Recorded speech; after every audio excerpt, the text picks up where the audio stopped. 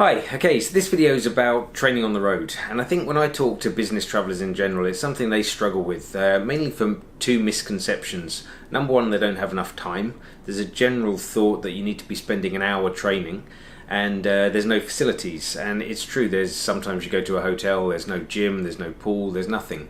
But again, what you've got to realise is there's a lot you can do in the comfort of your own hotel room. Over the last 22 years I've had to come up with hotel room workouts, again just because there isn't a gym. So I think when it comes to training overall when you're travelling, it's a maintenance thing. A lot of people get into a good habit of training at home. They're using a gym, and whatever their program is, it might be to increase muscle mass, it might be to try and get rid of some fat. But as soon as they start travelling, all of that goes out the window, again because there's either not enough time to train or there's no facilities. So really, what I want to show you today, and what this video is really about, is what I do myself to keep myself fit when I travel, and what equipment I take with me. So I think the first thing is planning. When you're going to travel, the first thing you need to do is find out what's available where you are, first of all. So for me, I'm quite lucky. I tend to know the facilities that I'm going to be, if you like, getting when I get to a hotel, because we predominantly stay in the same hotels year after year. But if you're travelling somewhere new, if you don't know the destination you're going to, or you don't know the hotel, phone ahead, look on the internet, try and find out, is there a pool, is there a gym? At least it gives you some sort of baseline to start from. We quite often use a hotel pool, for example, in the evening after driving. So long as you remember to breathe to both sides in a front crawl, it's very good just for mobilising the spine. But a pool is a good option in a hotel, either in the morning or in the evening if you got a chance for a 20-30 minute swim. Obviously running routes are something well worth checking out if you're into running or you're doing some running at home. A pair of trainers is something quite easy to carry with you, and it depends where you are. I'm in China now, and to be perfectly honest, I wouldn't go running outside. The air here is pretty grotty, and I think I'm going to probably go outside thinking I'm going to do something healthy, which could be the equivalent of smoking about 5 packs of cigarettes. So for me, China's one of these places where I'll definitely be looking to do something inside. But in Australia, for example, there's plenty of running routes by the river, through the parks, so if you've got good facilities available around you, definitely tap into those. I think when it comes to the hotel gym, again you can look at what you're doing at home as to what you want to try and continue doing, providing the gym is equipped enough for that. For me, I think looking at the time element, again, people think you've got to be in a gym for a while, or they think you've got to be training for a while. The sort of workouts I do while I travel are mainly based around high intensity interval training. So I tend to do this either in the gym if there's just not much equipment or just a corner space, or I do it in the hotel room. And for me, you're picking really 4 to 6 different exercises. You're working 30 seconds on, 30 seconds off. So you go through all of that for the 4 to 6 exercises. You repeat 3 or 4 times. You can get a workout done in somewhere between 15 and 20 minutes. And at the end of it, you're cooked, you're toast. You couldn't do any more. At least I couldn't if you've done it properly.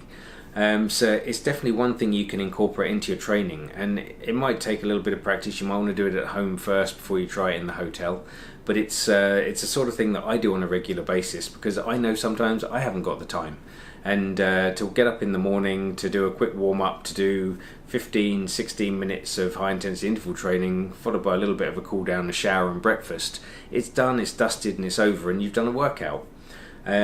The other thing that you can use is different equipment, and I think the equipment side of things, no business traveller or traveller in general wants to be carrying around more than they have to carry. And the nice thing about a lot of the training stuff is you don't really need any equipment, and the idea really of these videos, this is really just about the how you do it. There's going to be more videos coming out in the next 2 to 4 weeks which really show you the different exercises which you can do in the hotel room. But to give you an idea of the equipment, one thing I carry with me normally everywhere is a TRX, and the TRX is a suspension training piece of equipment. There's plenty of other brands on the market. You don't have to get TRX, they're all pretty good. All you need to make sure of is there's a door attachment. So honestly for me, this is a gym in a bag. You can do so many exercises with it, but I predominantly use it just for back work. So I hang it on the back of the door and I'll do horizontal rows. I find the back work without any equipment is a relatively difficult part of the body to train, and just having something like this just makes it a lot easier. So like I say, you could do a whole host of different exercises with this, but I really just use it for the horizontal rows. But again, doesn't take up much space, fits very easily into your bag. The other thing I tend to carry with me are bands, and the bands themselves, again, just really don't take up any space at all. You can use them independently just with a couple of handles, or you can have a door attachment like this one, and you can do a multitude of different exercises off the back of a door. So for me, I think the way I tend to use these are, I figure out what exercise I want to do before I come here or travel, and I predominantly use just 2 different bands in terms of resistance. So I'm only really carrying 2 with me. When you buy a pack of these, they'll come with 5, 6 different bands, but you don't really need to bring the whole ones. So I think when you're at home, practice the exercises that you want to do and know which resistance bands you're going to use, and just take those 2 with you. Make sure you have the handles, make sure you have the door attachments, and again I'll be showing you videos of what exercise you can do with these, but they're super versatile, super easy, and they add a resistance element to the whole thing. So again, with the bands you can do a lot more back work than you could if you've got no equipment whatsoever. Something like a push-up, for example, is very easy. Just to get down on the floor, you bang out a load of push-ups, and again, the habit people tend to get into is they do push-ups as an exercise, which is a brilliant exercise. I love push-ups, but when you're traveling, if there's no equipment to use and you don't know how to train the back, you get into this habit of just doing a lot of push-ups, and what this predominantly does is just work the chest. So you're going to work the chest, the front of your shoulders, your triceps, but you're not really balancing that with any back work. And if you're going to overload the chest and never train the back, then you're going to end up with an imbalance, and this imbalance tends to manifest itself mainly in the shoulders. And you just got to be a little bit careful that if you're doing a lot of chest work, you're also balancing it out with a lot of back work. So the resistance bands and the TRX, they're definitely something that just add to your armoury of things that you can train the back with. So like I say, I'm going to be showing you a lot of exercises in the coming weeks and months with both of these bits of kit, just to give you a few ideas. The other things I tend to carry with me are just mini bands. The mini bands, again, you can use in lots of ways, and I'll be showing you more how I use these. Again, just don't take up any space at all. They're super easy to carry.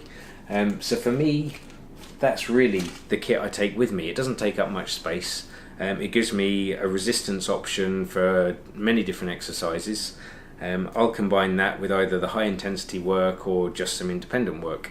I think if I look at how I plan, say a race weekend, I might be away for 5 days, and you could train for 5 days, but for me, I know when I'm going to be busy. Friday's a particularly busy day for me, so I tend to give myself the Friday off, and I will look to do, if there's no outside facilities, for example, 2 high intensity interval training sessions and 1 core session. And the core session for me lasts about 8 minutes, and that will hit the core from every different direction.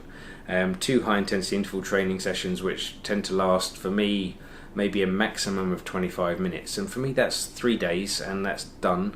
The other 2 days I tend to have off, and I tell myself beforehand, okay, these are going to be my off days.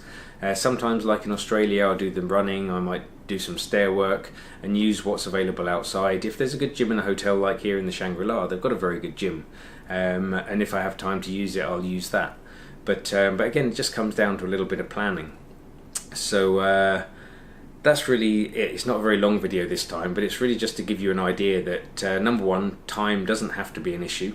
You could even just doing core work is something. If you don't do so much core work when you're at home, or if you find you get to the end of the workout and you're a little bit bored or tired and the core work's always a second thought, when you travel, maybe the core work is a good thing to stick in because it doesn't take much time, and if you're only doing that, you can do it properly.